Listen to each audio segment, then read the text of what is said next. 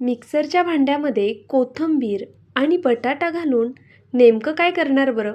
तुम्हालाही प्रश्न पडला असेल ना, की मूठभर कोथिंबीर आणि एक बटाटा मिक्सरच्या भांड्यात घालून अशी काय रेसिपी आहे जी मुलांच्या टिफिनला करू शकतो, पाहुणे आल्यावर त्यांना नाश्त्याला सुद्धा करू शकतो, आदल्यामधल्या वेळेत भुकेसाठी सुद्धा करू शकतो.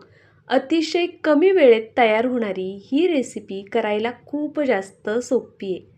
तर चला जास्त वेळ न घालवता लगेचच आपण रेसिपीला सुरुवात करूया.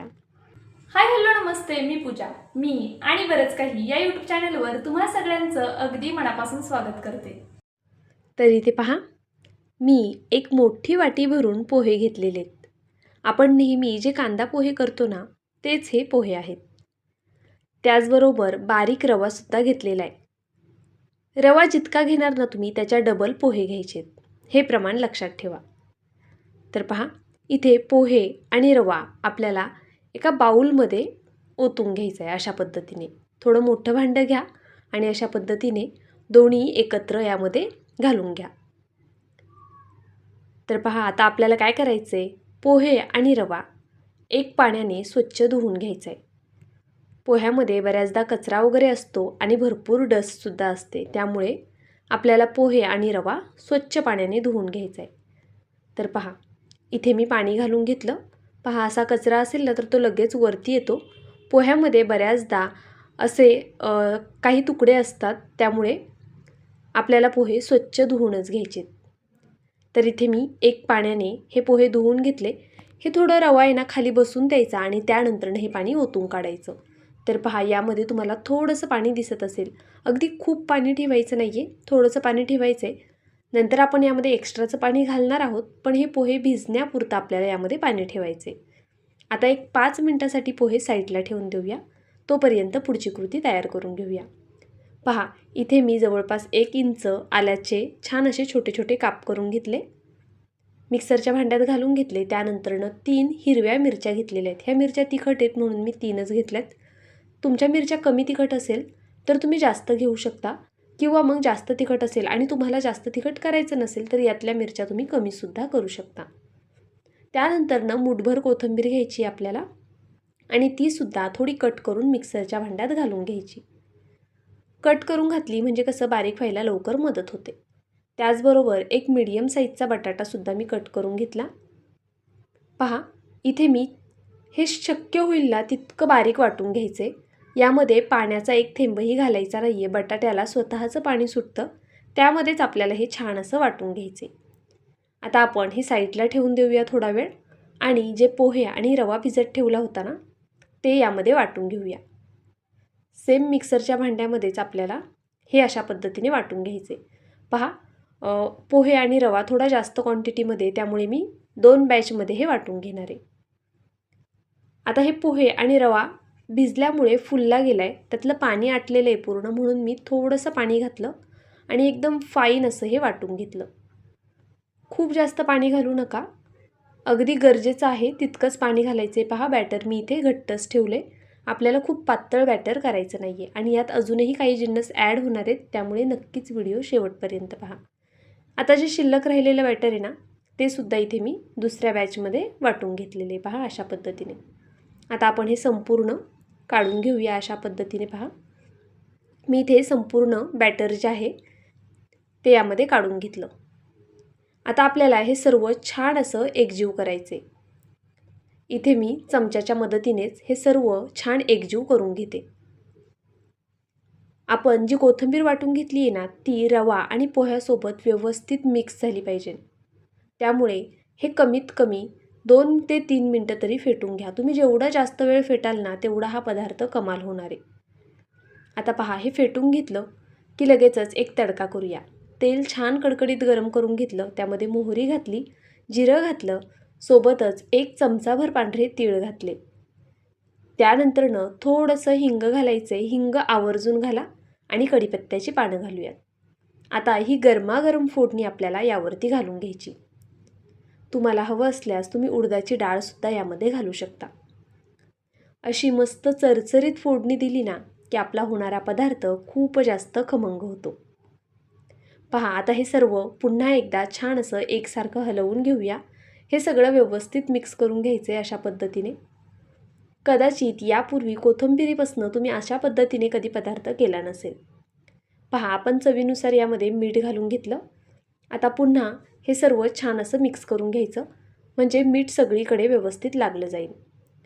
आपल्याला हे बॅटर खूप पातळ करायचं नाही आहे आणि अगदीच घट्ट सुद्धा ठेवायचं नाही आहे. आपण नेहमी डोसे करण्यासाठी जसं पीठ करतो ना, त्यापेक्षा थोडं घट्ट बॅटर ठेवायचे. इथे पहा, मी अर्ध्या चमच्यालाही कमी इतपत इनो घालून घेतला. आता आपण हे सर्व छान मिक्स करूया. जर तुम्हाला इनो घालायचा नसेल तर तुम्ही खायचा सोडासुद्धा घालू शकता, किंवा जर तुम्हाला तोही वापरायचा नसेल तर हे वाटते वेळी तुम्ही त्यामध्ये थोडं दहीसुद्धा वापरू शकता, जे की जास्त आंबट नसेल. आता मी हे सर्व छान फेटून घेतलं की लगेचच आपल्याला याचे डोसे करायला घ्यायचे. तुम्ही जेव्हा हा डोसा कसा होतोय ते पाहाल ना, खरंच तुम्हालासुद्धा खूप जास्त आवडेल. मुलांच्या टिफिनसाठी तुम्ही रोज म्हटलं तरी कराल. पहा, पॅनला मी छान असं तेल लावून घेतलं. तेलाऐवजी बटर लावलं तरी चालेल. गॅसची फ्लेम मीडियम आहे. पॅन छान आपला गरम झालेला आहे. मीडियम फ्लेमवर आपण हा डोसा घालून घेतोय. पहा, एकसारखा असा पसरवून घ्यायचा आणि अगदी कागदासारखा पातळ नाही करायचा आहे आपल्याला. हा थोडासा जाडसर ठेवायचा आहे. पहा, अशा पद्धतीने मी इथे हा डोसा घालून घेतला. अगदी सहज असा पसरला गेला आहे. खायला म्हणाल तर खूप कमाल लागतो.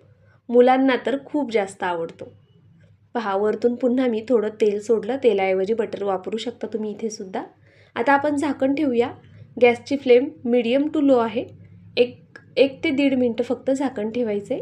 त्यानंतरनं झाकण काढून घेऊया आणि पुन्हा अर्धा मिनटं कमीत कमी हे असंच होऊन देऊया. असं केल्यामुळे काय होतं, आपला जो डोसा आहे ना, तो तव्यापासून लवकर सेपरेट होतो. कधीही तुम्ही कोणत्याही प्रकारचा डोसा करा, झाकण काढल्या काढल्या लगेच त्याला पलटी करायचं नाही. थोडा वेळ जाऊन द्यायचा, एक अर्धा मिनटं तरी, आणि त्यानंतरनं अशा पद्धतीने साईडनी मी तेल लावून घेतलं आणि आता हा डोसा असा अलगद असा सेपरेट करून घेते. पहिला डोसा आहे पहा, अशा पद्धतीने निघतोय आणि नंतरचा दुसरा डोसासुद्धा तुम्ही पाहालच. तर पहा, अगदी सहज निघतो. काही जास्त मेहनत घ्यावी लागत नाही. अशा पद्धतीने पहा, मी हा डोसा आता काढून घेते. पाहू शकता तुम्ही, आणि खूप मस्त होतो. पहा, रंगसुद्धा किती छान आला आहे ना. पाहूनच आत्ताच तुम्हाला वाटत असेल की ही रेसिपी खरंच करून पाहायलाच हवी. ज्यावेळेस तुम्ही मुलांसाठी कराल ना, खरंच मुलांना खूप जास्त आवडेल. एकदा ट्राय करा. केल्यानंतर मला कमेंट बॉक्समध्ये नक्कीच कळवा. दोन्ही साईडनी पहा, मी हा छान असा भाजून घेतला. मीडियम फ्लेमवरच आपल्याला संपूर्ण डोसा भाजून घ्यायचा आहे. पहा, किती छान जाळी पडलेली आहे. आता फक्त अजून एक डोसा मी तुम्हाला घालून दाखवते यावर. पहा, अगदी थोडंसं तेल लावले. नंतरच्या डोशांना ना जास्त तेल लावायला लागत नाही. जो आपण सुरुवातीचा डोसा घालतो त्याला थोडं जास्तीचं तेल लावायचं. त्यानंतरनं तुमच्या आवडीनुसार तुम्ही तेल कमी जास्त करू शकता. पहा, पुन्हा मी इथे 2 पळ्या बॅटर घालून घेतलं आणि अशा पद्धतीने अलगद हाताने हे पसरवून घेते. खूप जास्त जाड ठेवू नका आणि अगदीच पातळही करू नका. आता मी तुम्हाला दाखवते. यावरती पहा, किती छान अशी जाळी आलेली आहे. खूप मस्त जाळी पडते आणि डोसासुद्धा खायला मस्त लागतो. आता हा थोडा जाड दिसतोय, पण ज्यावेळेस हा तयार होतो ना, त्यावेळेस तो बऱ्यापैकी पातळ होऊन जातो. पुन्हा आपण झाकण ठेवूया. 1-1.5 मिनटं वाट पाहूया. पहा, 1-1.5 मिनटं झाले की आपण झाकण काढूया. झाकणाला जे पाणी सुटतं ना, ते असं मग पॅनवरती पडतं. जर पॅनवरती पाणी पडलं असेल तर काढून घ्यायचं. नाहीतर मग डोसा आहे ना, त्या ठिकाणी असा ओला ओला राहतो. त्यामुळे ते पाणी मी काढून घेतलेलं आहे. पुन्हा बघा, साईडने तेल लावते. अर्धा मिनटं असंच होऊन द्यायचा हा डोसा आणि त्यानंतरनं मग पलटी करायचं आहे. तर पहा, इथे किती मस्त अशी जाळी आलेली आहे. मी जवळून दाखवते तुम्हाला. खूप छान जाळी पडते खरंच. आणि जेव्हा तुम्ही कराल ना, त्यावेळेस खरंच कौतुक कराल की खरंच ताई, तुम्ही खूप छान रेसिपी आमच्यासोबत शेअर केली. त्यामुळे हा व्हिडिओ सेव्ह करून ठेवा. मित्रमैत्रिणींना पाठवून ठेवा. म्हणजे व्हिडिओ ज्यावेळेस तुम्ही पाहून कराल ना, ही रेसिपी केल्यानंतरनं तुम्हालासुद्धा मला थँक्यू म्हणता येईल. आणि ज्यावेळेस तुम्ही मला काहीतरी कमेंट कराल त्यावेळेस नक्कीच मी सुद्धा तुम्हाला थँक्यू म्हणू शकेल. त्यामुळे कमेंट नक्की करत जा. पहा, किती छान आणि मस्त झालेला आहे. वरतून जो हा रंग आला आहे ना, गोल्डन सोनेरी, त्यामुळे डोसा खरंच खूप कमाल लागतो. असा छान भाजू द्या. त्यानंतरनंच काढून घ्या. ज्यावेळेस तुम्ही असा खरपूस हा डोसा भाजून घ्याल ना, त्यावेळेसच तो खायला जास्त छान लागणार आहे. तर पहा इथे मी 3 डोसे करून घेतले. टोटल यामध्ये 6 डोसे तयार झाले होते. एक अंदाज यावा म्हणून तुम्हाला सांगितलं. तर आपल्या तेवढ्या बॅटरमध्ये 6 डोसे तयार होतात.